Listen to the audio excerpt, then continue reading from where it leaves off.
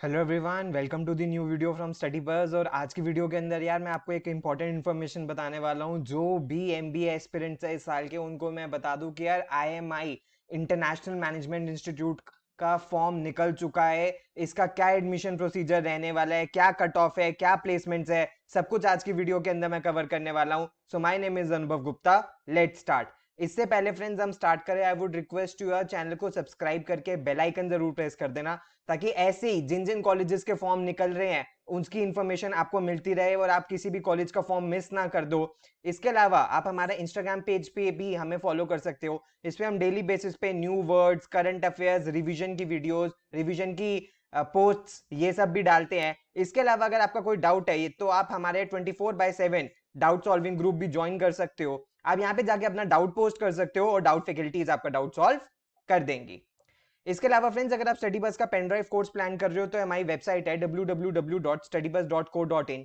यहाँ जाके complete details आपको पेन ड्राइव कोर्स के बारे में मिल जाएगी। यहीं आप अपना ऑर्डर भी प्लेस कर सकते हो। और हर पेन ड्राइव के साथ मिलेगा आपको एक पोर्टल जिसकी वैलिडिटी 31 मार्च 2022 तक होगी, जिसमें बेसिक, मॉडरेट और एडवांस लेवल तक के क्वेश्चंस होंगे, सेक्शनल मॉक्स होंगे, वीकली करंट अफेयर्स टेस्ट होंगे और ये सारे फुल लेंथ टेस्ट भी होंगे। इसके अलावा आपको एक स्टडी प्लानर का भी फीचर मिलता है। इसके बारे में आपको अगर कोई भी क्वेरी है तो आप हमारे इस हेल्पलाइन नंबर पे आप हमें कांटेक्ट कर सकते हो।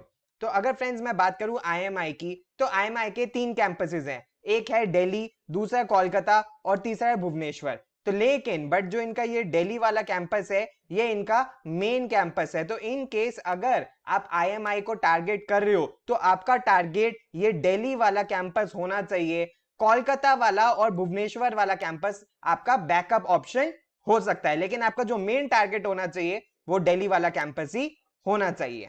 तो फ्रेंड्स, अगर मैं टाइमलाइन के बारे में बात करूं कि फॉर्म्स कब से इसके स्टार्ट हो रहे हैं, तो फॉर्म्स ऑलरेडी इसके आउट हो चुके हैं, तो आप इसको भर सकते हो। इसका लिंक मैंने डिस्क्रिप्शन बॉक्स के अंदर दिया है। अगर मैं कैट के बारे में बात करूं तो जो कैट है वो इस बार 29 नवंबर 2020 को होने वाला है, और उसी के बाद लास्ट डेट है इसको फिल करने की, दैट इज 7 दिसंबर 2020।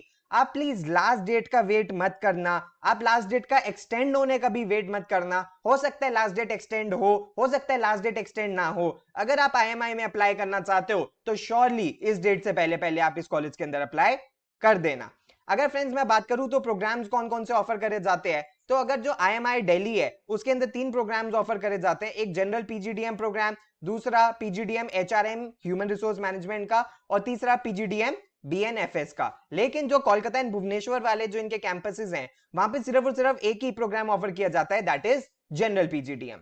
तो फ्रेंड्स, अगर मैं बात करूं सिलेक्शन प्रोसेस के बारे में, तो जो भी बच्चे अप्लाई करना चाहते हैं उनको अप्लाई ऑनलाइन ही करना पड़ेगा इनके प्रोग्राम्स के अंदर, चाहे वो पीजीडीएम का है, एचआरएम का है या बीएनएफएस का है। इसके बाद जो सिलेक्शन होगा या शॉर्टलिस्ट कैसे किया जाएगा बच्चों को, उनके कैट या जीमैट स्कोर के ऊपर। तो कैट का स्कोर क्या होना चाहिए, मैंने वीडियो के एंड के अंदर ये डिस्कस किया है। इसके अलावा उनके एकेडमिक रिकॉर्ड्स को, तो यानी कि आपकी ओवरऑल प्रोफाइल अच्छी होनी चाहिए। तो यानी कि अगर एक बार बच्चों को जो शॉर्टलिस्ट कर लिया जाएगा, उनको बुलाया जाएगा इंडिविजुअल असेसमेंट के लिए, जिसमें होगा essay writing and personal interview. और ये जो प्रोसेस होगी ये टेंटेटिवली फरवरी एंड मार्च 2021 के अंदर होगी। इसके अलावा फ्रेंड्स, अगर मैं बताऊं तो पास्ट एकेडमिक रिकॉर्ड्स देखे जाएंगे। उसके बाद performance in the individual assessment, यानी कि एसे राइटिंग के अंदर और पर्सनल इंटरव्यू के अंदर आपकी कैसी परफॉर्मेंस थी वो देखा जाएगा। उसके अलावा क्वालिटेटिव पैरामीटर्स देखे जाएंगे कि वर्क एक्स किस क्वालिटी का था, एक्स्ट्रा करिकुलर एक्टिविटीज में कितना पार्ट करा है, कितना पार्टिसिपेट किया है, एंड ये सारे कोर कंपोनेंट्स रहेंगे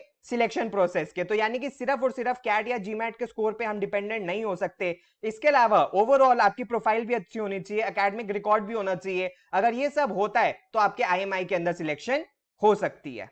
तो फ्रेंड्स, इसके अंदर कैसे अप्लाई करना है, प्लीज इस बात को ध्यान से समझ लीजिएगा।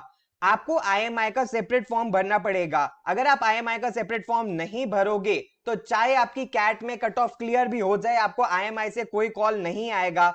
इसीलिए बहुत इंपॉर्टेंट है आपको इसका फॉर्म भरना। इसके फॉर्म के बारे में मैं बता दूं, बिल्कुल ऑनलाइन एप्लीकेशन है और नॉन रिफंडेबल एप्लीकेशन है, ठीक है। इसके अलावा आपको क्या करना पड़ेगा, अगर आप दिल्ली के अंदर अप्लाई करते हो, ठीक है, अगर आप दिल्ली वाले कैंपस के अंदर अप्लाई करते हो तो 2200 रुपीज फीस है। इसके साथ 18% जीएसटी है, ठीक है। तो आप किसी भी एक प्रोग्राम के अंदर अप्लाई कर सकते हो, और इसी के अंदर आईएमआई कोलकाता और भुवनेश्वर की भी फीस इंक्लूडेड है। तो आपको इसकी एडिशनल कोई फीस नहीं पे करनी है, वरना इसकी एडिशनल 1000 रुपीज फीस थी और इसकी भी एडिशनल 1000 रुपीज फीस थी। और अगर आप एक से ज्यादा प्रोग्राम के लिए अप्लाई करना चाहते हो तो आपको 500 रुपीज और हर प्रोग्राम के लिए देने पड़ेंगे। तो इसका जो एप्लीकेशन फॉर्म है वो इस लिंक पे अवेलेबल है, लिंक मैंने डिस्क्रिप्शन बॉक्स के अंदर भी दिया है, और 7 दिसंबर इसकी लास्ट डेट है। उसके बाद अगर फ्रेंड्स मैं बात करूं पीजीडीएम और पीजीडीएम एचआरएम के अंदर, तो जो जेंडर रेशियो था उसके अंदर 83% बॉयज थे, 16% फीमेल्स थी। रीजनल डाइवर्सिटी के लिए बारे में अगर मैं बात करूं तो 21% बच्चे दिल्ली के थे एंड अप्रोक्सीमेटली 79% बच्चे आउट ऑफ दिल्ली के थे, यानी कि रेस्ट ऑफ इंडिया के थे।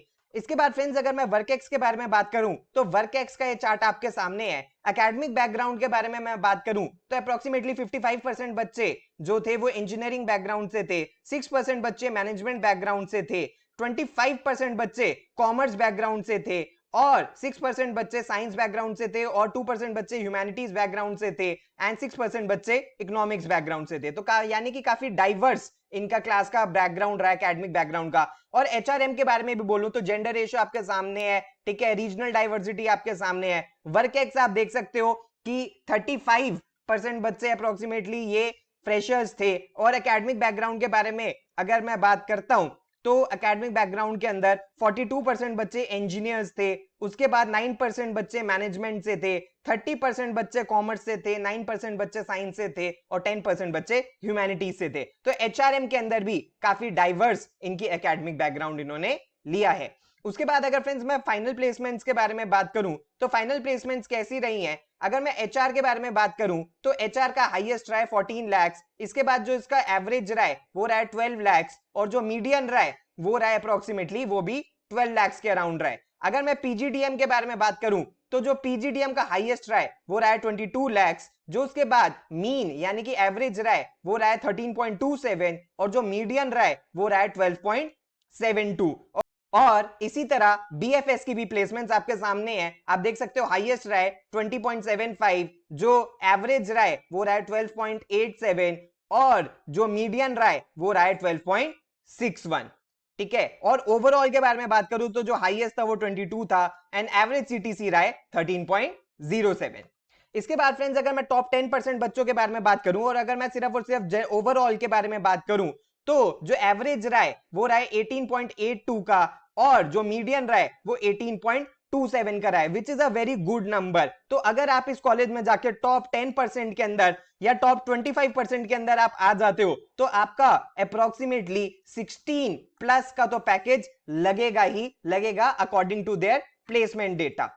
उसके बाद अगर फ्रेंड्स मैं फीस स्ट्रक्चर के बारे में बात करूं तो ये सिर्फ और सिर्फ दिल्ली वाले कैंपस का फीस स्ट्रक्चर है। इसको आप देख सकते हो अराउंड 18.34 लाख रुपीस का इसका 2 इयर्स का फीस स्ट्रक्चर है। और उसके बाद अगर आपकी 16 लाख के आसपास की प्लेसमेंट्स लग जाती है, अगर आप टॉप 25% बच्चों के अंदर आ जाते हो, then it can be considered as a very good return on investment.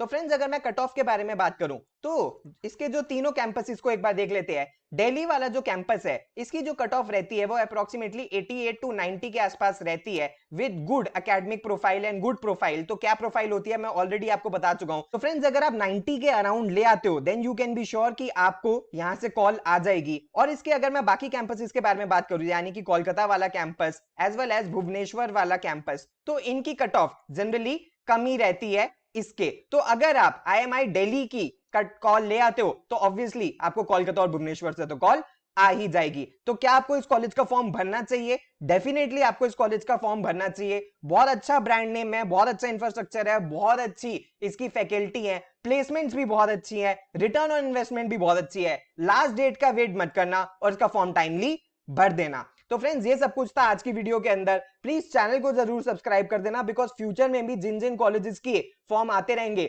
उसके बारे में इंफॉर्मेशन आपको चैनल पे मिलती रहेगी। So thanks a lot friends, all the best, God bless you.